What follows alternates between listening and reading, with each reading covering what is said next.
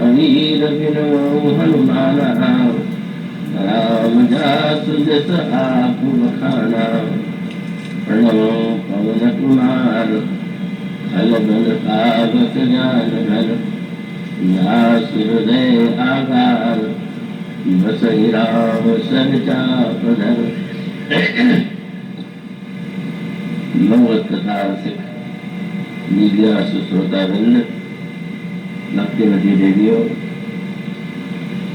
भक्त चूड़ामणि श्री हनुमान जी के पावन चरित्र की चर्चा पिछले 4 दिनों से चलती रही है और उसी क्रम में आइए श्री हनुमान जी के चरित्र के कुछ पक्षों को और भी हम सब हृदयंगम करने की, समझने की, धारण करने की चेष्टा करें। श्री हनुमान जी की भूमिकाएं इतने रूपों में और इतनी अद्भुत है कि यही वाक्य जो हनुमान जी ने उनके लिए कहा था वो बिल्कुल सही सार्थक प्रतीत होता है। उन्होंने कहा था कि कौन को काज कठिन जग माही, जो नहीं होए तात क्यों पाए। संसार में ऐसा कोई कार्य ही नहीं है कि जो आपके द्वारा संभव न हो या न किया जा सके। सुग्रीव को प्रभु से मिलाने वाले श्री हनुमान जी,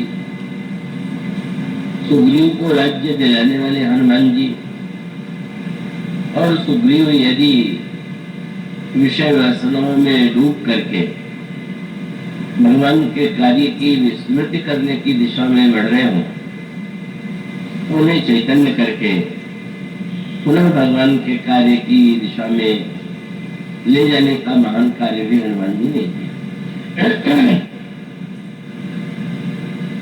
इसीलिए श्री लक्ष्मण जी को यह अनुभव होता है कि मैं तो बाण के द्वारा सुग्रीव को भयभीत करने की चेष्टा करता, और धन्य है हनुमान जी जो भगवत कथा के माध्यम से शब्दों के द्वारा ही श्रोता के हृदय में, साधक के हृदय में प्रेरणा उत्पन्न कर देते हैं। और यदि वह अटक गया हो अथवा भटक गया हो तो उसे सही दिशा में प्रेरित कर देते हैं। यही हुआ। सुग्रीव श्री हनुमान जी से यही अनुरोध करते हैं, वे वानरों को सारी दिशाओं में जाने के लिए और सीता जी का पता लगाने के लिए प्रेरित करें। साथ साथ सुग्रीव ने यह और जोड़ दिया कि प्रत्येक बंदर को यह बता दिया जाए कि अगर 15 दिन या 1 मास की अवधि व्यतीत हो जाए और सीता जी की का पता लगाने में संभव सक्षम हो और वो लौट करके आते हैं तो उनका स्वागत। पर समय व्यतीत हो जाने पर भी अगर जनक नंदिनी सीता का पता लगाए बिना कोई लौटेगा तो उससे मृत्युदंड दिया जाएगा। इसका मनोविज्ञान यही था। सुग्रीव को यह लगा कि प्रभु ने मुझसे पता लगाने के लिए कहा तो था, पर उन्होंने कोई समय की सीमा नहीं बताई और इसी का परिणाम हुआ कि उसका एक अनुचित लाभ लेने की मैंने चेष्टा किया। इसलिए उन्होंने कहा कि प्रत्येक व्यक्ति के सामने एक लक्ष्य होना चाहिए और उस लक्ष्य को पूरा करने के लिए समय की सीमा होनी चाहिए। किंतु बड़ा सामंजस्य सुंदर है। अगर केवल समय को ही मुख्यता दे दी जाए तब तो अनेक व्यक्ति अपने आप में ऐसा अनुभव करेंगे कि नहीं, यह कार्य तो मेरे द्वारा इतने दिनों में संभव नहीं। इसलिए उन्होंने उसके साथ साथ एक छूट दी थी कि अगर सीता जी का पता लगाने में आपको विलंब भी होता है, पर कार्य पूरा करके लौटते हैं तो समय का कोई प्रश्न आपके सामने नहीं। सारे बंदर दसों दिशाओं में सर्वत्र जनक नंदिनी सीता जी का पता लगाने के लिए अग्रसर है। और उसके पश्चात जो सुग्रीव की सेना में है, जो सिंधापुरी में है, जो मुख्य योद्धा थे, उन्हें दक्षिण दिशा में जाकर जनक नंदिनी सीता का पता लगाने का आदेश सुग्रीव के द्वारा दिया गया। उन योद्धाओं में वृक्षपति जामवान है, युवराज अंगद है, नल नील द्विविद महेंद्र है और श्री हनुमान जी। सभी बंदर प्रभु के चरणों में आकर प्रणाम करते हैं और प्रभु बड़े प्रेम से उनसे उनका कुशल प्रश्न करते हुए उन्हें लक्ष्य की दिशा में बढ़ने की प्रेरणा देते हैं। किंतु वहां गोस्वामी जी ने श्री हनुमान जी के स्वभाव की, उनके चरित्र की एक विशेषता का संकेत किया। जिस समय वृक्षपति जामवान के बाद युवराज अंगद और अन्य सारे बंदर प्रभु को प्रणाम करते हैं, तो यह तो स्वाभाविक ही होता, जैसे आपका किसी महान व्यक्ति से, बड़े व्यक्ति से परिचय हो और कोई दूसरा व्यक्ति उसके पास आता है तो आप खड़े होकर के परिचय देते हैं, ये है कि आपके चरणों में प्रणाम कर रहे हैं। और इस दृष्टि से देखा जाए तो श्री हनुमान जी ही सबसे मुख्य क्या है, वो एकमात्र है। सुग्रीव से भी उन्होंने प्रभु को मिलाया है। सारे बंदरों में विशिष्ट श्रेष्ठ होते हुए भी गोस्वामी जी ने उनके लिए जिस शब्द का प्रयोग किया वह बड़े ही महत्व का। गोस्वामी जी कहते हैं, सब जब बंदर प्रणाम कर चुके तो पाछे पवन तनय सिर डाला। सबके पीछे हनुमान जी ने आकर प्रभु के चरणों में प्रणाम किया। मैंने तो अभी अर्थ करते हुए हनुमान शब्द का प्रयोग किया। साधारणतया हनुमान जी और पवन तनय, पवन पुत्र, उनके दोनों नाम, और गोस्वामी जी ने हनुमान शब्द का प्रयोग या नहीं किया।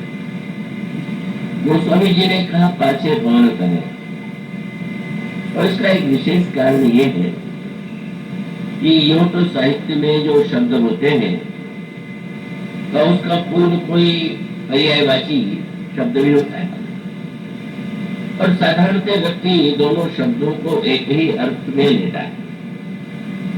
लेकिन जो साहित्य की गहराइयों से परिचित है वे यह जानते हैं कि प्रत्येक जो नाम व्यक्ति का दिया जाए, और साधारण व्यक्ति के तो एक ही दो नाम होते हैं, लेकिन जिन्हें हम श्रेष्ठतम मानते हैं, आपने पढ़ा होगा विष्णु भगवान के शास्त्र नाम है, हनुमान जी महाराज के भी शास्त्र नाम है, भगवान श्री राम के नाम के विषय में भी जब गुरु वशिष्ठ से महाराज दशरथ ने अनुरोध किया कि आप इन चारों बालकों का नामकरण कीजिए, तो उस समय उन्होंने यही कहा कि जो तुम्हारे श्रेष्ठ पुत्र के रूप में श्याम वर्ण का बालक दिखाई देता है, इसका कोई एक नाम नहीं। वहां पर आप चौपाई पढ़ते होंगे, इनके नाम अनेक अनूपा। तो नाम में कुछ विशेष संकेत और अर्थ भी होता है, और किसी भी श्रेष्ठ साहित्यकार का, कवि का यह लक्षण होना चाहिए कि एक उचित समय पर वो उचित नाम दे।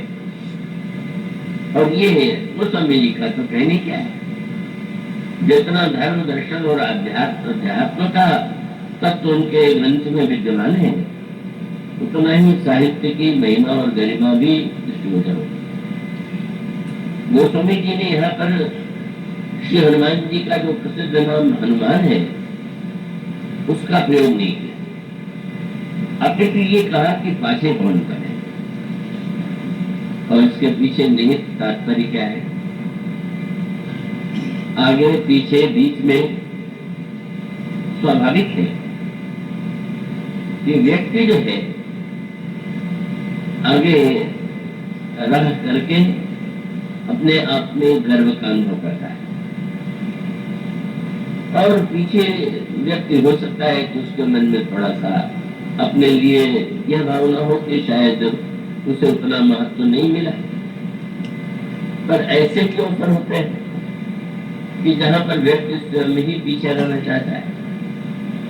अगर कोई व्यक्ति कायर है, डरपोक स्वभाव का है, और उसके मन में ये आशंका हो जाए कि भाई यहाँ तो गोली चल सकती है, लाठी चल सकती है, प्रहार हो सकता है, तो ही कोशिश करेगा कि वो तो पीछे ही रहे और कम से कम पीछे रह करके सुरक्षित रहे। तो श्री हनुमान जी के चरित्र की विलक्षणता क्या है? जो अभिमानी होते हैं वो आगे रहना चाहते हैं, और जो कायर होते हैं, यहाँ उस अर्थ में न लीजिएगा, यहाँ तो स्वाभाविक है, आप बैठे हुए हैं, कोई आगे है कोई पीछे है, उसमें श्रेष्ठता कनिष्ठता जैसी बात नहीं। लेकिन साधारणतः अगर कोई संघर्ष और युद्ध का और वो अवसर हो तो दुर्बल व्यक्ति पीछे ही रहना चाहता है, आश्चर्य होता है। श्री हनुमान जी सबसे पीछे क्यों आए? और गोस्वामी जी ने एक शब्द के द्वारा उसका उत्तर दे दिया। आगे चल करके उनके आगे चलने का भी वर्णन, और जो फिर आगे चलते हैं तो उनका नाम हनुमान। ये दोनों दो दृश्य है। जब प्रभु के चरणों में प्रणाम करने आते हैं तो पीछे, पर बाद में जल से तृषित होकर के प्यासे बंदर जब ऐसा अनुभव करने लगे कि हम तो जल के अभाव में मृत्यु की बात हो जाएगी, तो श्री हनुमान जी महाराज पर्वत के ऊपर जाते हैं, और पर्वत के ऊपर जाकर के उन्होंने एक ऐसी गुफा देखी जिस गुफा में जल के पक्षी जा रहे हैं। श्री हनुमान जी सारे बंदरों को वहां बुलाते हैं और ये कहते हैं कि यहाँ यद्यपि बाहर जल नहीं दिखाई दे रहा है, लेकिन जल के पक्षी भीतर जा रहे हैं, तो इसका तात्पर्य है कि जल अवश्य होगा। तो हम लोगों को भी इस गुफा में प्रविष्ट होकर के जल पी करके अपनी प्यास मिटाने का प्रयास करना चाहिए।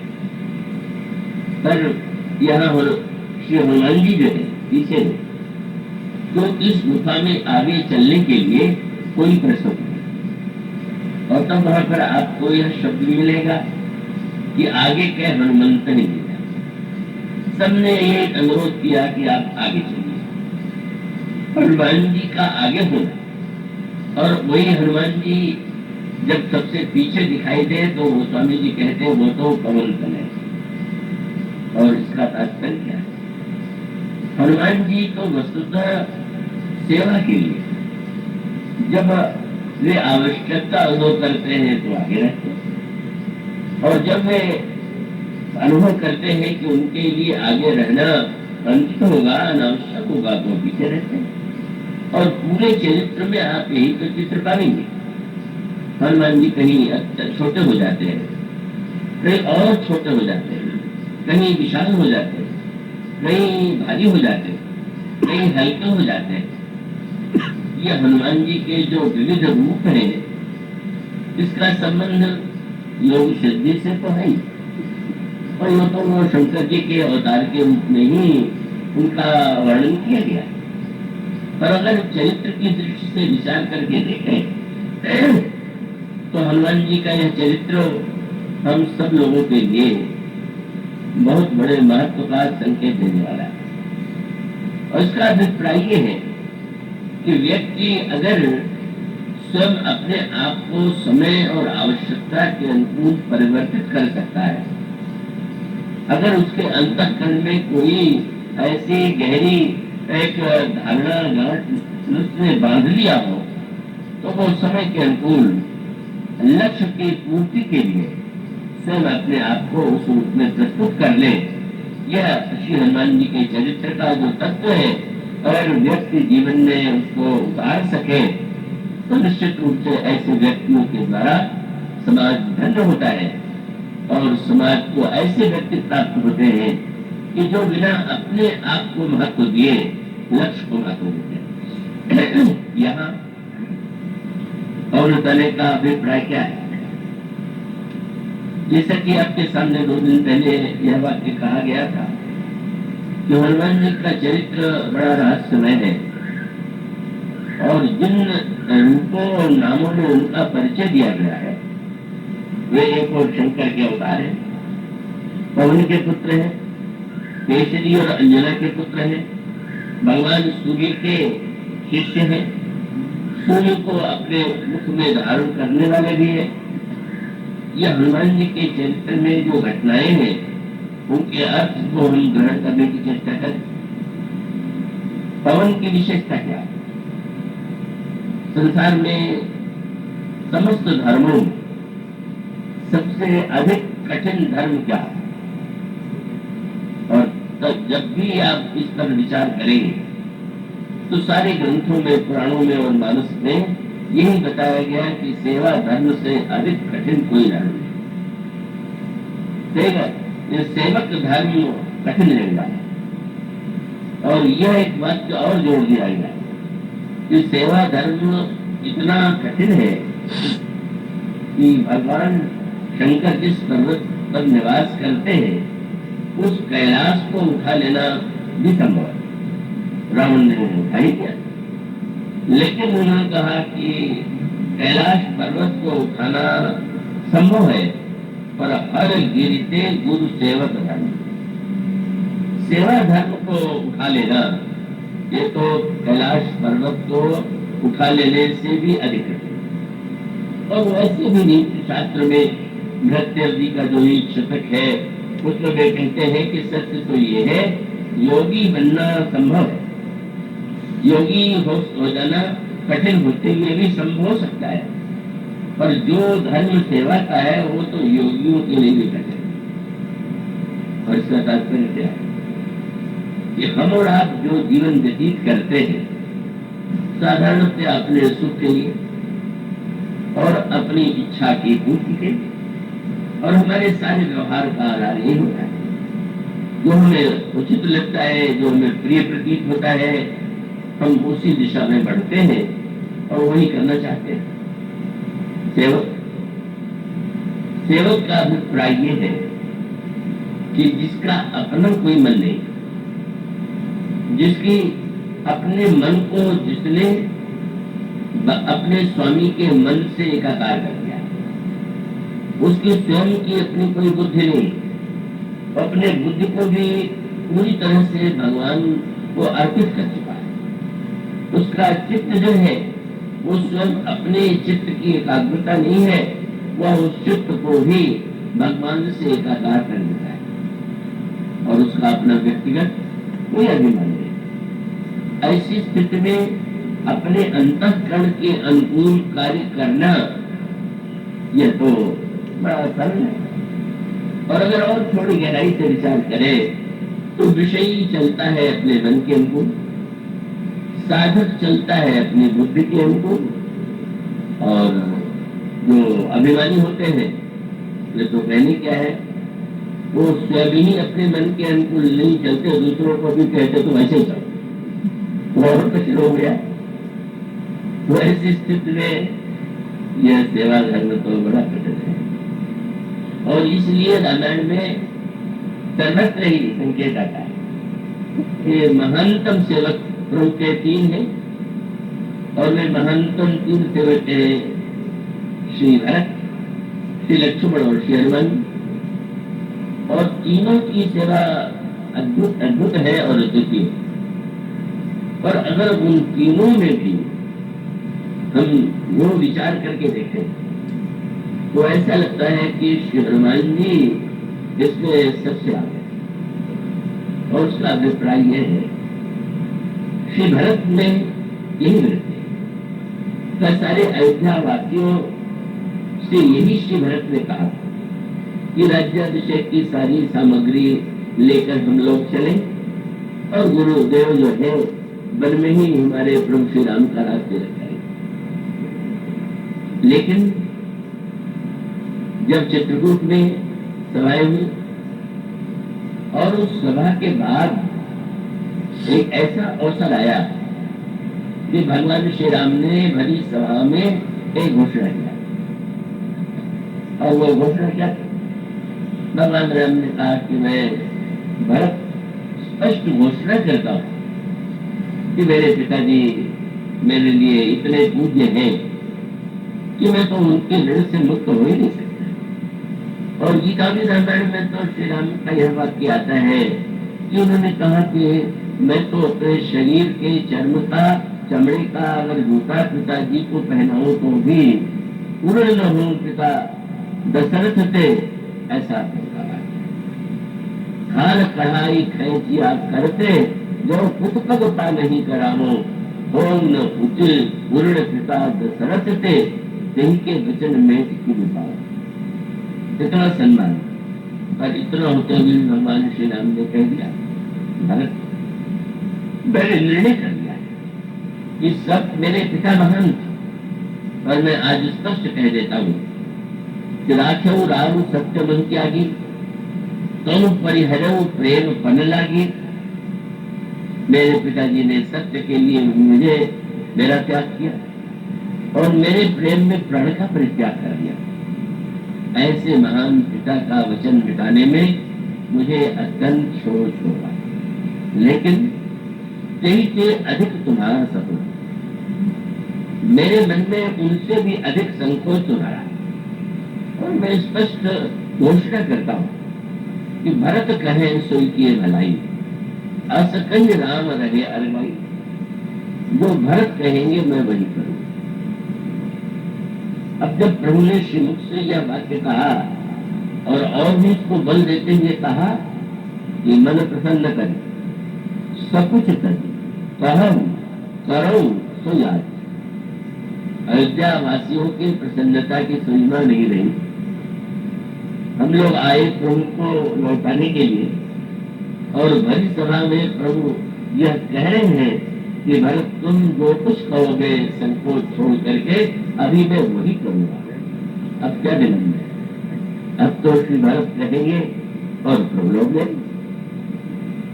और जितनी प्रसन्नता देवताओं जितनी प्रसन्नता अयोध्यावासियों में है उतना ही आतंक और भय देवताओं में। इतनी योजना बनाई शारदा को मंथरा और शारदा ने मंथरा और मंथरा ने कई को और तब कहीं जा करके यह योजना बनी कि राम वन में जाए और अंत में रावण का वध करे। और जब ये कह रहे हैं कि भरत जो कहेंगे मैं वही करूंगा, तब क्या हो? अब तो आए इसीलिए और वो कहेंगे लौट जाएंगे। पर प्रश्न यह था भगवान श्री राम ने क्या समझ के कहा?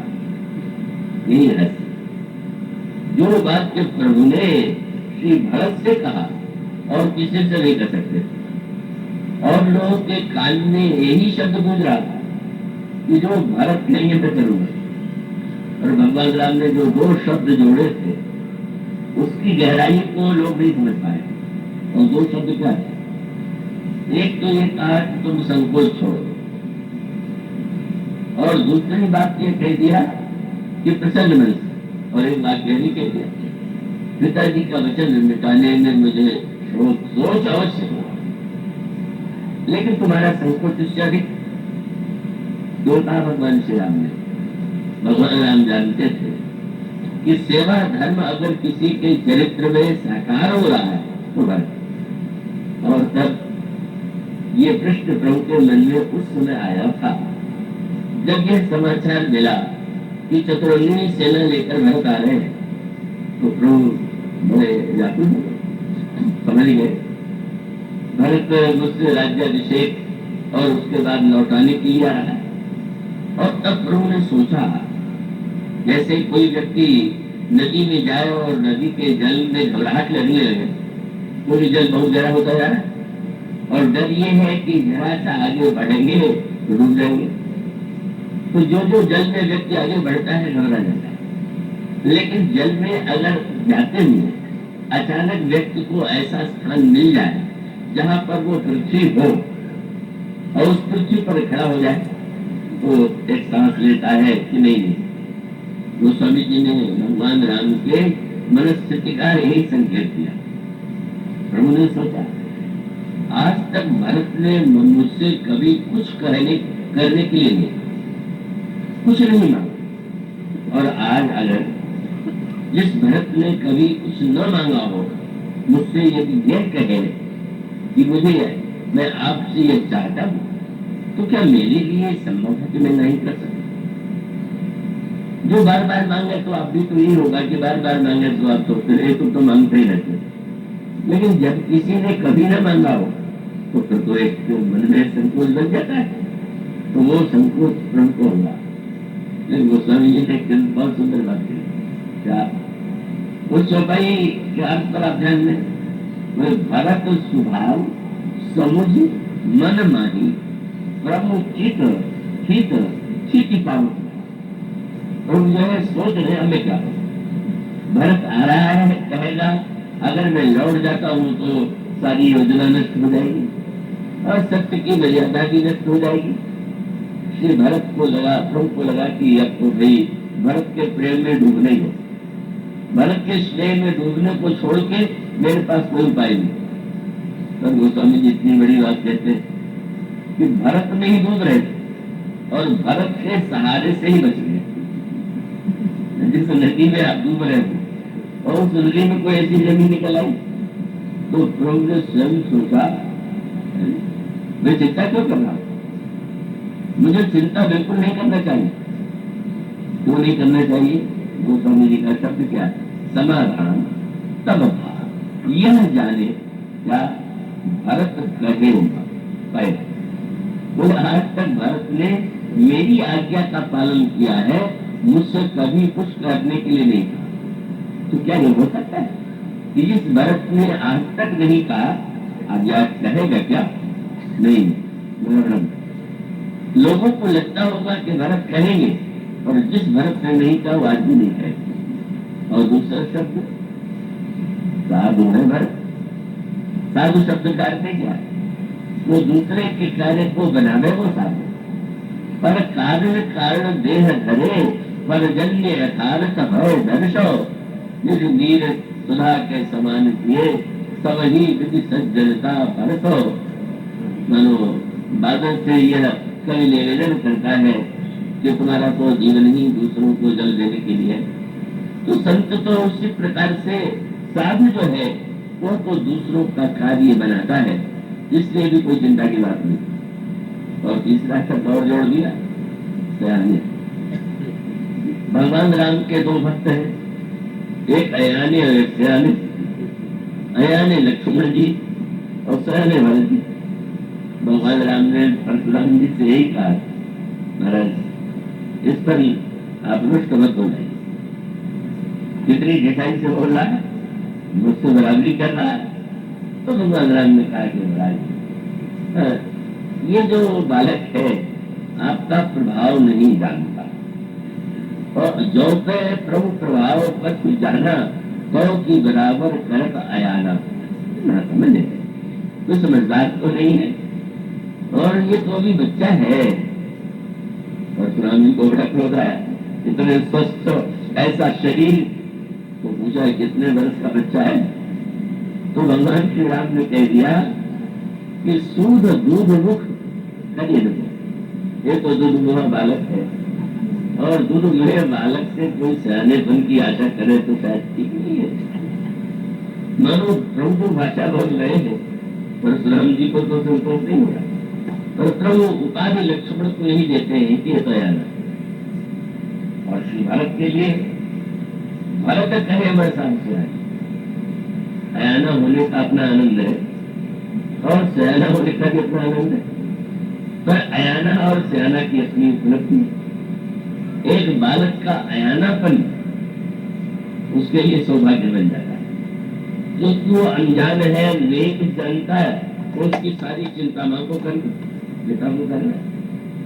और सयाने होने का लाभ ये है कि आप सही निर्णय कर सकते हैं अब उनकी दोनों की तुलना करे तो बहुत अधिक समय लगेगा, तो उसका अर्थ है कि दोनों का अपना आनंद है।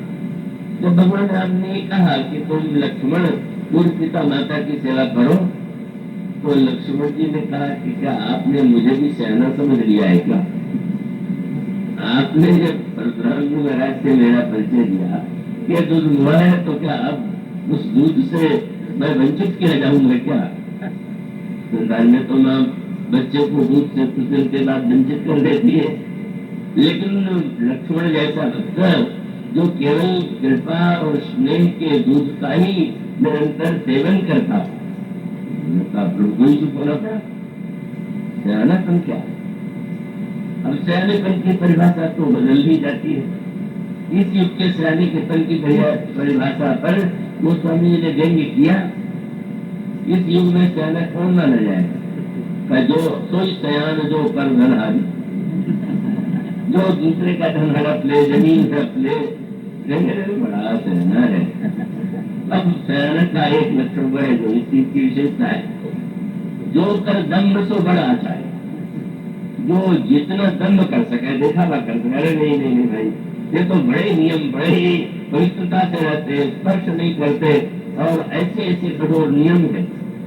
अब वो नियम चाहे केवल प्रदर्शन के लिए हो, प्रदर्शन ही दम्भ है, तो वो स्वामी कहते हैं उस युग में जो जितना प्रदर्शन दिखावा करे, दम्भी हो, उतना बड़ा आचार्य माना जाए। फिर तो बड़े बनी मानो एक युग की मान्यताएं हो। लेकिन श्री भरत सयाने साधु है और आज्ञाकारी, और आप इन तीनों शब्दों में ही भगवान श्री राम ने जैसा सोचा था वही। और वो शब्द क्या? जब प्रभु ने कह दिया ये भरत कहो, तो एक वाक्य कह दिया कि संकोच छोड़, और दूसरा वाक्य प्रभु ने कहा था कि तुम्हारा संकोच मुझे पिताजी से भी अभी। रामायण को बहुत गहरी दृष्टि से पढ़ेंगे आप उतना ही उसमें रस पाओगे। भगवान राम ने कहा था राखो राम सत्य मुनि त्यागी, तब परिहरो प्रेम पन लागी, सासु वचन मेटता अति सोचू, ते अधिक तुम्हारा संकोच। पिताजी की अपेक्षा तुम्हारा संकोच अधिक। और भरत से कहते तुम संकोच छोड़ो करके कह दो मालूम, भरत ने इसी शब्द की गहराई को समझ लिया। देवता और अयोध्यावासी नहीं समझ पा रहे थे। फिर भरत ने कहा प्रभु आपने ये शब्द कह दिया कि संकोच छोड़ करके कह लो, और आपने श्रीमुख से कहा कि मुझे संकोच होगा, तो मैं यही निवेदन करूंगा कि जो सेवक साहिब सकोची निज हित चले सासुमती, जो सेवक स्वामी को संकोच में डाल दे वो तो सेवक कहलाने योग्य।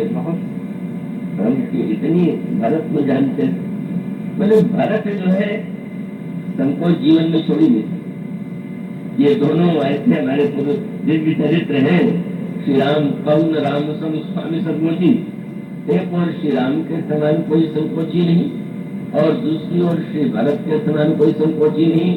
भगवान राम कहते भरत तुम संकोच छोड़ दो, और श्री भरत ने यही कहा कि तो आपको संकोच में डाल करके अगर मैं आपसे अपनी बात मनवाने की चेष्टा करूं तो सेवाधारी के लिए मैं कलंक माना जाऊंगा। इसलिए आपने जो वाक्य मुझसे कहा मैं आपसे यही कहूंगा कि मन प्रसन्न करें, बस आप यही यदि प्रभु प्रसन्न मन हो करुणा सागर कीजिए। आप कहते हैं कि संकोच छोड़, आप कहते हैं आपको पिताजी का संकोच है, नहीं आपकी जिसमें प्रसन्नता हो, आपको जिसमें संकोच न हो वही आदेश कीजिए। और सच में सारे राज्याभिषेक की सामग्री लेकर के आए थे, सब कुछ लेकर के आए थे, लेकिन एक बार भी आग्रह नहीं किया, बस केवल इतना ही पूछ दिया कि जो राज्याभिषेक के लिए सामग्री आई है इसका क्या उपयोग है। यह है सेवा धर्म का महानतम आदर्श जो श्री भरत जैसे महापुरुष के जीवन में दिखाई। और लक्ष्मण जी की सेवा की बात इसलिए थोड़ा भिन्न प्रकार की है कि वो एक भिन्न दिशा है। और उस भिन्न दिशा को जैसा मैंने कहा वो स्नेह से और जैसा कि वे अपने को अयाना मान करके ही अपने जीवन को चलाते हैं। और जब भगवान श्री राम ने कह दिया कि गुरु पिता माता की सेवा करो, तो उन्होंने स्पष्ट कह दिया गुरु पिता माता को मैं जानूंगा, आप तो पहले अयाना बताई थी, मैं नहीं जानता महाराज कौन गुरु जी है, कौन पिताजी है, कौन माताजी है। अब वो तो मैं कुछ नहीं जानते हैं, तो बात बात हो गए। तुमण जी के स्वभाव में तेजस्वी था, अग्नि का एक स्वरूप उनमें दिखाई देता, और श्री भरत के स्वभाव में शीतल था। और जीवन में दोनों की आवश्यकता है, अग्नि की भी आवश्यकता है और शीतलता की भी आवश्यकता है। तो श्री भरत तो उनके स्वभाव के विषय में तो रामायण में लिखा ही गया है, भरत स्वभाव सुशीतलताई सदा एक रस वर्णताई। भरत जी का स्वभाव अत्यंत शीतल। और श्री लक्ष्मण तो जिस समय तेजस्विता में वे अपना रूप प्रकट करते हैं, ताप प्रभाव तुम्हारा को कह सके तो जानने हारा। जनकपुर से दूत आए तो उन्होंने कहा महाराज आपके दोनों पुत्र जो है अद्भुत, और दोनों में एक अंतर है क्या? देव देख तो बालक दो, अवन आंख तर आवत हो, राजन राम अतुल बल जैसे, तेज निधान लखन पुल तैसे। महाराज छोटे भाई लक्ष्मण तो इतने तेजस्वी है कि अगर किसी राजा की ओर देख दे तो घबरा जाता है। दम कहीं भूप विलोपति जाके ये भी गज हरि किशोर के साथ। संकेत कितना सुंदर है। अगर मानो शीतलता जीवन में न हो तो भी जीवन दुर्बल हो जाएगा। और अगर यो दृष्टांत के रूप में कहे कि शरीर अगर बिल्कुल ठंडा पड़ जाए तो क्या हो, और शरीर इतना गर्म हो जाए तो दोनों संकट। शरीर अगर गर्मी अधिक से अधिक हो जाए तो जोर बढ़ता जाएगा और इतना बढ़ जाएगा कि मृत्यु हो सकती है। और शरीर भी इतना अगर ठंडा होने लगे तो शीतलता के कारण फिर वो व्यक्ति को लगने लगता है कि अब प्राण का संचार घट रहा है। श्री हनुमान जी शीतल है कि गर्म, और ये भी लक्षणता है। वे कहीं तो लगता है कि इतना शीतल कौन, और कहीं लगता है कि नहीं, अग्नि का जो परम गुण है वह तो श्री हनुमान जी के चरित्र में आपको दृष्टिगोचर हो। मानो प्रभु की सेवा के लिए जिस समय जैसी आवश्यकता होती है, हनुमान जी उसी रूप में अपने आप को परिणत कर लेते और सेवा का कार्य पूरा करते। मानो सेवा धर्म की प्रतीक अगर भक्ति जल के समान शीतल है, लक्ष्मण जी अगर अग्नि के समान तेजस्वी है, तो हनुमान जी महाराज का वे पवन तनय है ना।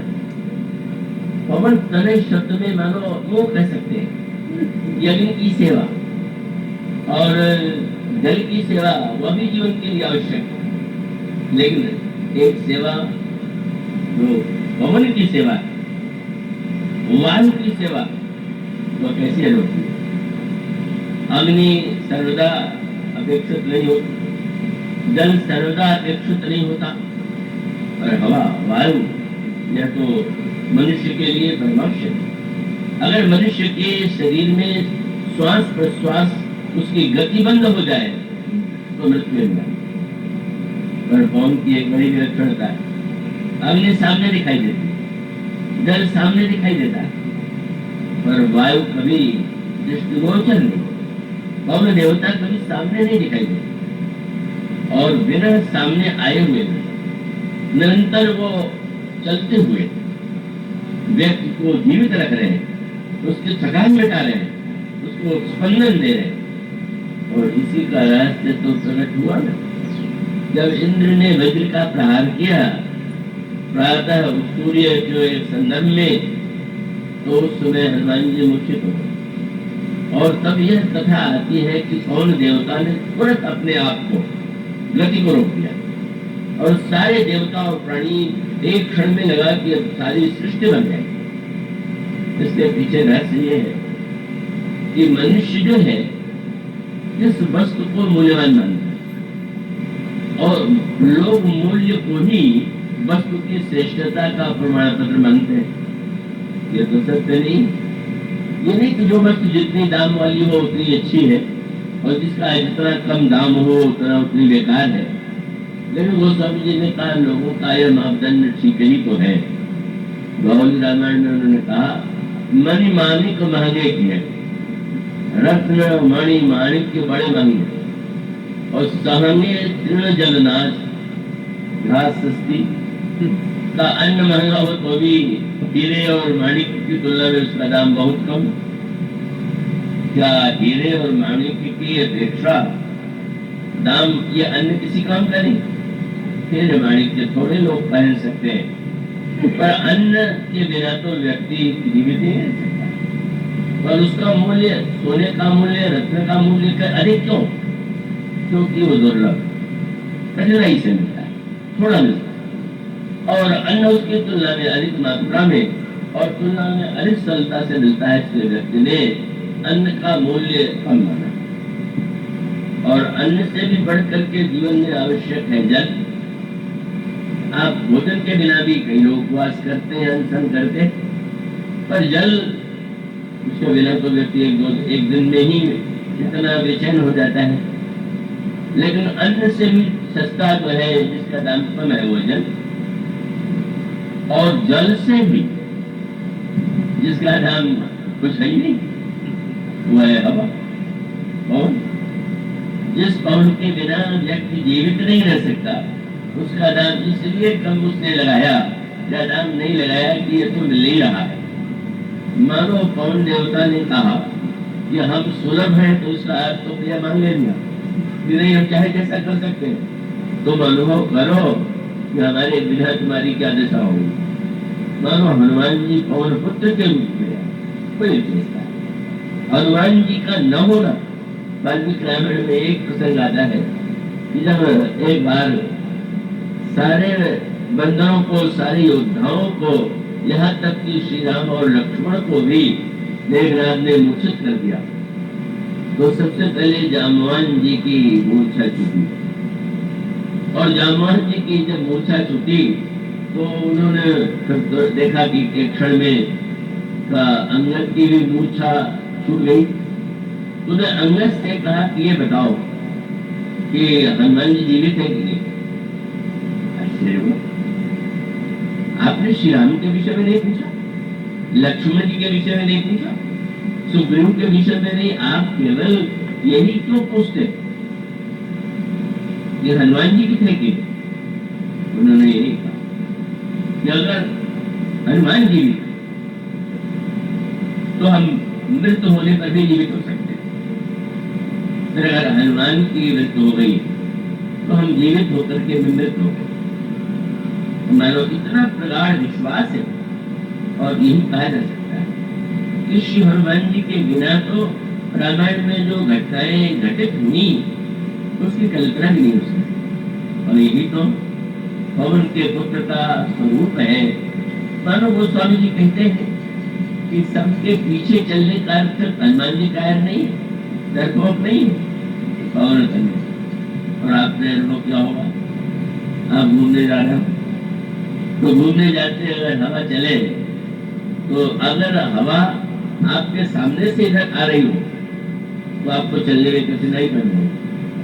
और आप जिधर की ओर जा रहे हैं पीछे से हवा का झोंका आवे तो आपको वो स्वामी जी से पूछा गया सबसे पीछे क्यों प्रणाम कर रहे हैं?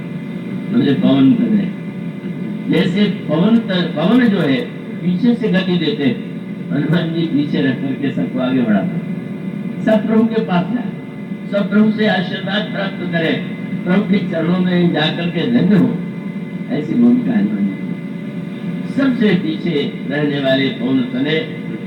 लेकिन ये बात पीछे में एक मंदिर संकोच भी हो सकता है, कहीं कोई वस्तु बट रही हो और बहुत भीड़ हो तो व्यक्ति को डर लगने लगता है कि अगर पिछड़ जाए तब तक वस्तु खत्म हो जाए तो क्या होगा, जल्दी पहुंच करके ले ले तो अच्छा है।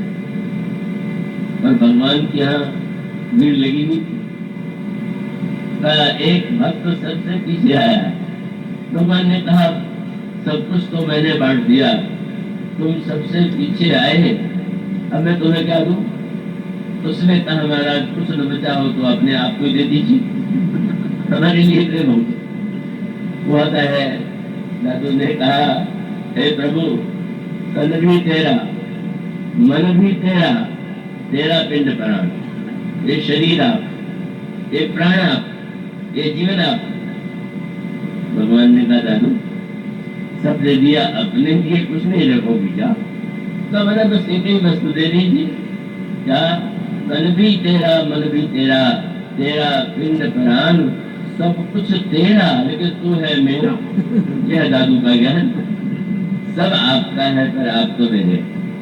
तो पीछे रहने में, संसार में वस्तु भय है कि वस्तु बच जाएगी, पर पीछे रहने वाला तो सबसे बड़ा। पीछे रहना माने हनुमान जी में सामर्थ्य होते हुए भी अत्यंत निर्भिमानी, सबको आगे बढ़ाना, सबके चरणों, सबको प्रभु के चरणों में पहुंचाना, और स्वयं जो है यह मान करके कि मैं तो सबसे छोटा हूं, मुझसे तो सभी बड़े हैं। कितनी हनुमान जी के चरित्र में निर्भिमानता होगी, कल्पना कीजिए। पर आनंद तो तब आया कि जब एक नई बात हुई, सब बंधनों को प्रभु ने आश्वासन दिया, आशीर्वाद दिया प्रदेते, लेकिन जब हनुमान जी ने सबसे अंतिम प्रणाम किया तो जान काज प्रभु निकट बुलाओ। हनुमान जी को प्रभु ने कहा और पास आओ, और इससे बढ़िया बात क्या होगी? हम प्रभु के पास पहुंचने की साधना करें, ये भी ठीक, पर प्रभु को ही चिंता हो जाए कि इसको पास बुला ले, तो फिर क्या कहना? साधना के द्वारा चल के पहुंचना, और जब वे बुलावे तो इसका अभिप्राय कृपा के द्वारा ये निकलेगा। जहाँ उनको लगता है कि अब इसको तो बुला ही देना चाहिए, और इसलिए हनुमान जी को प्रभु ने पास में बुलाया, और साधु गोस्वामी ने कहा, जान काज प्रभु निकट बुलावा। गोस्वामी जी ने गीतांजलि रामायण में कहा है कि श्री हनुमान जी से किसी ने पूछा कि आप तो प्रभु के इतने बड़े सेवक थे, इतने भक्त हैं, इतनी बड़ी कृपा आपको उनकी प्राप्त है, पर आपके जीवन में सबसे प्रिय अनुभव क्या है? अब जानते हैं, गोस्वामी जी ने कहा, हनुमान जी ने यही कहा कि जिस समय प्रभु ने पास बुला करके और मेरे कान के पास अपना मुंह ले गए, तो नहीं बिसरा तो वह लगन कान, मानो प्रभु जो स्वयं ही निकट बुलाते, मानो एक संकेत। गुरु जब दीक्षा देते हैं तो शिष्य को पास बुला के उसके कान में मंत्र देते हैं। हनुमान जी तो शंकर के अवतार है, शंकर जी तो त्रिभुवन गुरु है, तुम त्रिभुवन गुरु वेद बखाना। पर हनुमान जी से जब प्रभु से प्रथम मिलन हुआ था तो हनुमान जी ने कहा, प्रभु अभी मेरी दीक्षा नहीं हुई, मुझे ये भी पता नहीं है कि भक्ति किसे कहते हैं। अब पढ़ेंगे, जहाँ पहली बार हनुमान जी प्रभु से मिले तो हनुमान जी ने कहा, ता पर मैं रघुवीर दुहाई, जानो नहीं कछु भजन होता, मैं नहीं जानता भजन कैसे किया जाता है। तो भगवान ने भजन की व्याख्या तो कर दिया, बोले भजन और भक्ति हनुमान यही है कि व्यक्ति अनन्य भाव से मेरा भक्त है। पर अनन्यता का अर्थ ये नहीं ले लेना चाहिए कि मुझे छोड़ करके और लोगों का आदर करें और किसी को महत्व न दें। मेरी दृष्टि में अनन्य वह है कि जो सारे संसार में सभी व्यक्तियों को मेरा रूप मान करके सबकी सेवा करता है, वही मेरा अनन्य।